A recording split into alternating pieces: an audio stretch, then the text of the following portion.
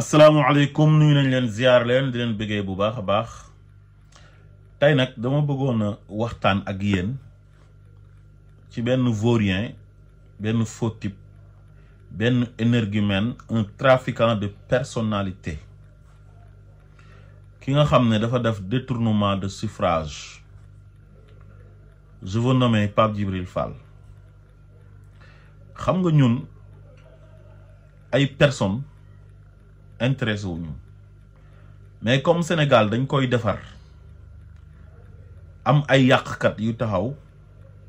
ne dañuy yàq il faut ñu leen di démasquer pour wan Sénégal yi ñii yan façon nit lañ ak lan moo leen tax a jóg parce que ñu ci bëri ay imposteur lañ rawatina ak Pape Djibril Fall maanaam ngay oote loo xam ne nekkul ci yow di gëmloo Sénégalais yi loo xam ne nekkul ci yow. Pape Djibril Fall c'est un jeune journaliste boo xam ne dañ doon wax ne dafa brillant bi mu jàngee ba pare fi ñu ko njëkk a gisee bokk mooy 2S TV mooy seen émission boobu ñu doon def tout est là muy def ay analyses yu pertinentes donte man ay analyse am mosuma gondi parce que lu muy def dafa yomb xam nga dajale ay wax yu neex ay proverbe neex làmmeñ gars yi ne da nga pertinent dafa tombeek ne Sénégalais yi dañoo bëgg Ousmane Sonko rek ba képp koo xam ne da ngay wax lu méngoog li Ousmane Sonko di wax dañ lay bëgg di la partager bi mu jógee 2S mu dem TFM jàkkaarloo di def la même chose di def ay analyse Sénégalais yu bari di ci gis seen bopp léegi nag moom mu jàpp ne moom ci moom la quoi ndeysaan maa ngi fàttaliku Sidi Lamine Niass bi ñu nekkee Walfadjri da ko daan faral di wax gaay ku fa doon nekk di balballu daf naan la tu n'es pas une star c'est la radio qui est star wala mu ne la c'est la télé qui est star parce que lu tax yow nga dem ba yëg sa bopp ci wax bi ngay wax ci rajo bi nit ñi di la oo di la bëggee nga siiw li tax nga yëg sa bopp ci génn bi ngay génn télé ba siiw ba ñëpp naan diw am ñu lay jay naan la doo moromu gaay nga yëkkati ay mbagg di jaay affaire yëg sa bopp bew Sidy Lamine ne la su taxatoon ak rajo bi wala télé bi yow doo tekki dara doo ko nekk kenn du la xam kon rajo bi ak télé bi ñoom ñooy star waaye yow doo star loolu daan wax nit ñi yàlla na ko yàlla yërëm Pape Djibril Fall nag dafa nekk ci télé di analyser waa Pastef fii di ko partager propulser ko ndax discours am dafa dëppoo ak discours Ousmane Sonko mu jàpp ne moom ci moom la ndekete li mu doon wax gëmu ci dara ndeke waa ji li mu doon critiquer ci nguuru Macky Sall moom lu gën a bon loolu la gëm lu gën a bon li ñoom Macky Sall di def moom loolu la gëm ndeke li mu doon critiquer Macky Sall moom au fond moom bañul Macky Sall au fond ñàkkul d'accord ak système bi Macky Sall di doxalee te léegi lañ koy soog a xam kon kooku daf ñu doon naq loolu mooy escroquerie politique la plus grosse arnaque du siècle c'est Pape Djibril Fall. Pape Djibril Fall a arnaqué intellectuellement beaucoup de Sénégalais. Pape Djibril Fall a arnaqué politiquement beaucoup de Sénégalais. Même ñi ko njëkkoon a voté ci élection législative yi mu doon am plus fort reste sax daf leen a arnaqué maanaam waa ji fi ko gars yi tegoon àggu fa dafa bett ñu bëri dañoo fogoon ne booy bi boroom xam-xam la ndekete neex làmmeñ rek la doon jaay du dara làmmeñ bu neex rek dajale ay wax yu neex di ràbb wax gars yi ne boroom xam-xam la tey jii ñu ngi ko doon xaar ci plan de redressement bi mu ñëw wax ci xam-xam proposé Pape Djibril Fall ñëw di ñu wax ay waxu jasne rek ay waxu ay dàll xam nga ne loolu c'est une grosse déception quoi moo tax gis nga nit su fekkee da ngaa dugg ci dara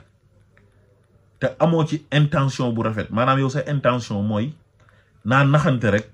ba nekk dara man fi ngay mujjee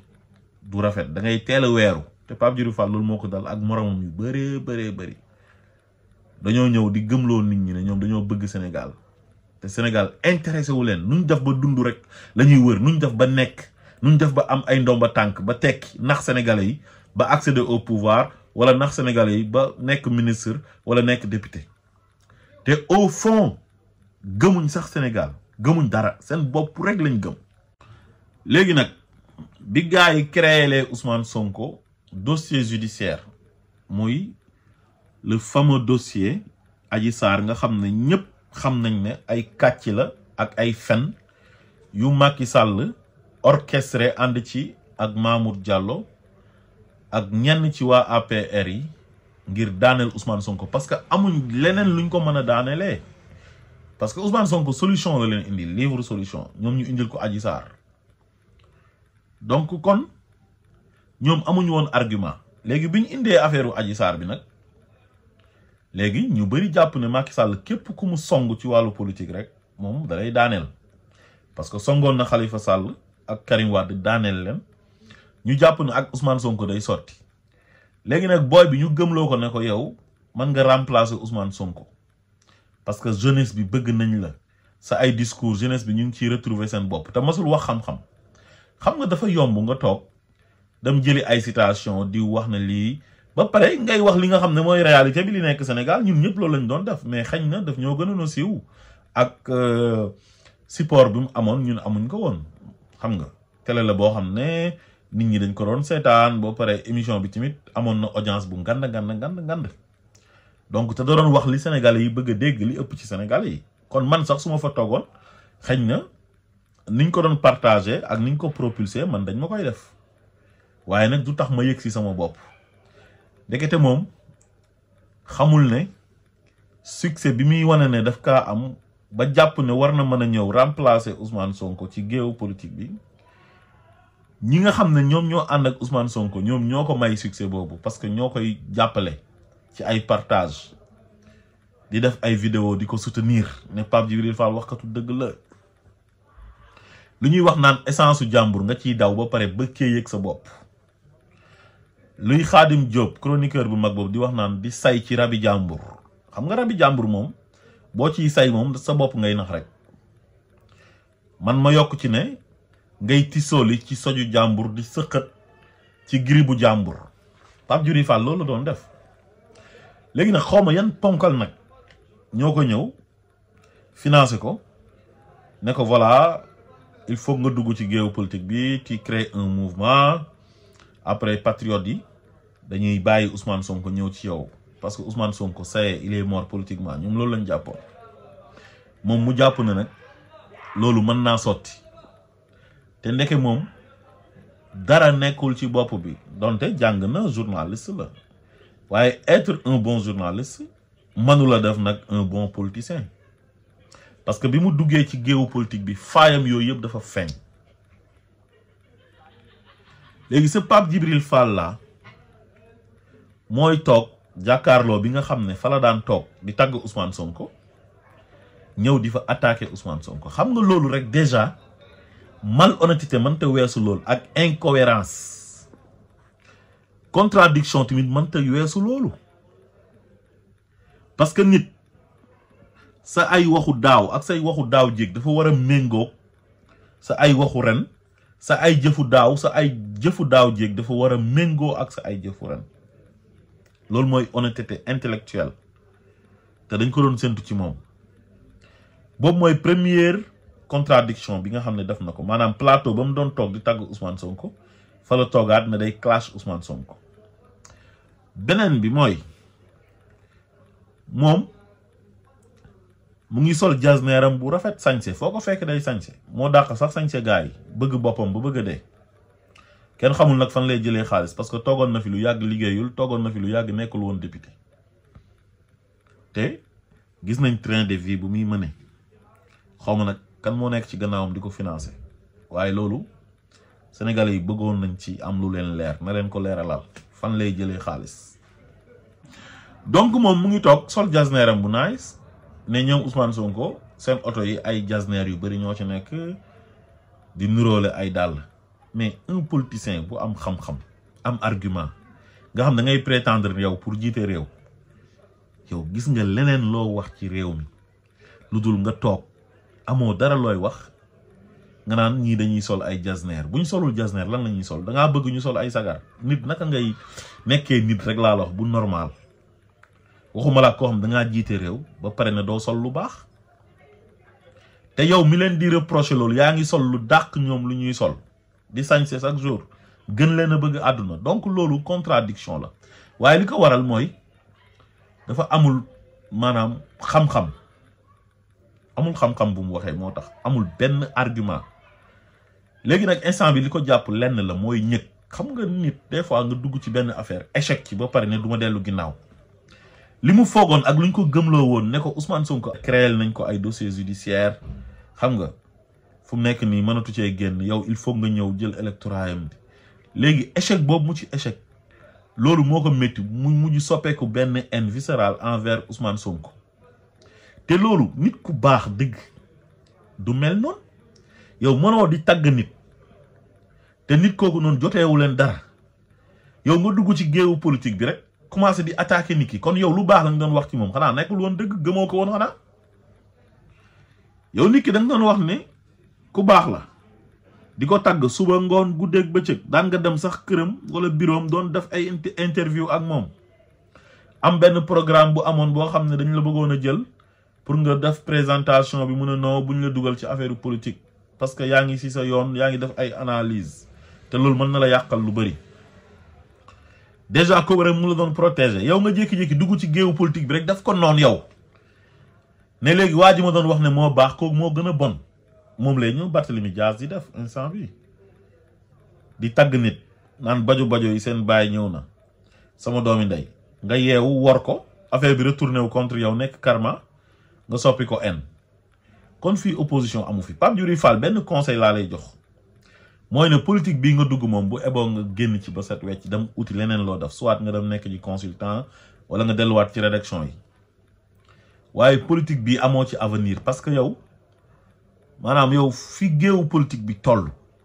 fi débat politique bi toll daf la dépassé mënoo sax analyser fu mu nekk nii ci débat politique bi fu mu toll nii instant bi man amoo dara looy wax yow amoo looy proposer amoo benn programme parce que mosoo fee wax joo xam ne nit ñi dinañ ci mën jàng dara yow daal da ngay toog di inventer ay nit ne benn góor waxoon na ma xam nga wala demoon naa ci benn dëkk fekk naa fa lii ak laa te li ngay wax yëpp dara du ci dëgg yëpp ay fen la dem nag bay wax ay waxu ay solu premier ministre rek président de la république te sénégalais yi di la xaar pour nga proposer yow lan ngay proposer yow ci débat politique bi lan qu'est-ce que tu proposes ci wàllu économie ci wàllu santé ci wàllu éducation ci wàllu agriculture tu proposes quoi Pape Djibril Fall loolu la ñuy xaar ci yow loolu nag da nga cee mënul dara parce que yow tu es un nain politique Pape Djibril Fall nain bi may wax nag mooy N A I N xam naa ñi may dégg dinañ comprendre mooy ñu gàtt ñooñu moom loolu la ci wàllu politique waxuma ko pour offenser ñooñu wala déet waaye métaphore la beneen bi mooy c'est un mort-né politique encore maanaam dafa judd ci politique rek dee parce que booy xool bi mu demee 2022 dem na Ampli Forest mu ñëwaat ci élection 2024 yi législative yi dem wéeru ji ci coalition wu ñoom Barthélemy Dias ba bi ñu àggee ñoom 3 députés lañ nekk kon moom comme ni ma ko waxee sànq bu Barthélemy Dias ñàkk toon mandat de député am su fekkoon tamit Déthié Fall démissionné wul kon moom du nekk député kon moom sénégalais yi faluñ ko il n'a pas été élu par les sénégalais kon moom il est illégitime làmmeñ bu rëy bu muy jaay nag daf ko war a bàyyi tëj làmmeñam wala buy wax mu wax lu amal njëriñ sénégalais yi yow sénégalais yi faluñ la da ngaa dellu ginnaaw ci wàllu politique sa première participation nga am plus fort sa deuxième participation nga ñëw mënoo sax nekk député il a fallu Barthélemy Dias perte mandat de député am Déthié Fall démissionné pour yow nga mën a nekk député ba pare nga bëgg ñoo jaay rëy làmmeñ ak insolence ak di mën a sos nekk un mythomane di sos rek te yow ñi ngay diir mbagg di leen opposé yow ñooñu ñoo la ëpp xam-xam ëpp la expérience ëpp la compétence parcours bi ñu am amoo ko ñooñu yàgg ci administration bi jëflante ku nekk di dugal xaalis ci keesu état ay milliards et milliards ba pare jub coach amul kenn ku nekk seen ginnaaw di leen financer ñu créer mouvement politique pour dem nekk ji député wala pour prétendre pour nekk président de la république ñooñu yàgg dem ci ay grandes entreprises ay grandes sociétés ci Sénégal di leen defal ay redressement di leen contrôler di leen auditer am parcours bu rafet nga ne yow ñooñu ngay nekk di diir mbagg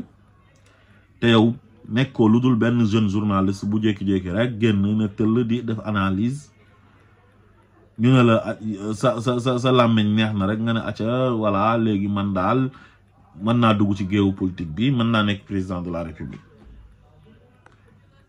waroon nga mën a sax nekk nit koo xam ne da ngay am yoon boo xam ne fa ngay jaar mooy siratan sawiyan mooy yoon bu jub bi yoon bu jub bi moo nekkoon lan mooy li nga commencé woon